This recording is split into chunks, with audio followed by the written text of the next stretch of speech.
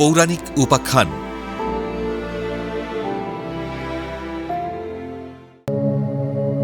কচ মৃত সঞ্জীবনী বিদ্যা কিভাবে প্রয়োগ করেছিলেন? মহাভারত অনুসারে দেবযানী কচকে এই অভিশাপ দিয়েছিলেন যে কচ নিজে কখনো এই মন্ত্র সফলভাবে প্রয়োগ করতে পারবেন না। কিন্তু এই অভিশাপের একটি বড় ফাঁক ছিল, যা দেবতারা নিজেদের সুবিধার্থে ব্যবহার করেন। জানেন কি, দেবযানীর অভিশাপ থাকা সত্ত্বেও কচ মৃত সঞ্জীবনী মন্ত্রটি কিভাবে সঠিক ব্যবহার করেছিলেন? আজ জানাবো সেই কাহিনী। স্বর্গে ফিরে আসার পর দেবতারা কচকে অত্যন্ত গৌরব ও মহা সমারোহে বরণ করেছিলেন। কচের এই বীরত্বপূর্ণ এবং সফল প্রত্যাবর্তনে দেবালোকে আনন্দের বন্যা বয়ে গিয়েছিল। মহাভারত অনুসারে কচ যখন মৃত সঞ্জীবনী বিদ্যা নিয়ে দেবরাজ ইন্দ্রের সভায় উপস্থিত হন, তখন ইন্দ্র সহ সমস্ত দেবতারা উঠে দাঁড়িয়ে তাকে স্বাগত জানান। অসুরদের কঠোর নজরদারি ও প্রাণ সংশয় এড়িয়ে এই বিদ্যা নিয়ে আসায় দেবতারা তাকে পরম বীরের সম্মান দেন। কচ দেবপুত্র হওয়া সত্ত্বেও তার এই অসামান্য ত্যাগের জন্য দেবতারা খুশি হয়ে তাকে যজ্ঞের অবশিষ্ট ভাগের অধিকারী হিসেবে ঘোষণা করেন। দেবযানী যদিও অভিশাপ দিয়েছিলেন যে কচ নিজে এই মন্ত্র প্রয়োগ করতে পারবেন না, দেবতারা কচকে আশ্বস্ত করে বলেন যে তার শিক্ষা ব্যর্থ হবে না।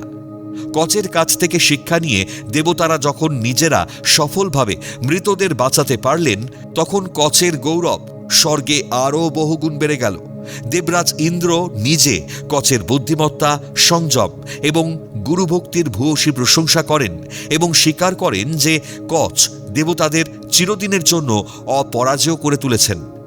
দেবযানী কচকে মন্ত্রটি ব্যবহার করার ক্ষেত্রে অভিশাপ দিয়েছিলেন, কিন্তু তার শিক্ষাদানের ক্ষমতার ওপর কোনো নিষেধাজ্ঞা ছিল না। কচ স্বর্গে ফিরে দেবতাদের বলেন, আমি নিজে এটি প্রয়োগ করতে না পারলেও আপনাদের এই মন্ত্র শেখাতে পারব এবং আপনাদের মন্ত্রপাঠ সফল হবে। স্বর্গে পৌঁছানোর পর দেবরাজ ইন্দ্রসহ অন্যান্য দেবতারা কচের কাছে শিষ্যত্ব গ্রহণ করেন এবং তার কাছ থেকে নিখুঁতভাবে মৃত সঞ্জীবনী বিদ্যাটি শিখে নেন।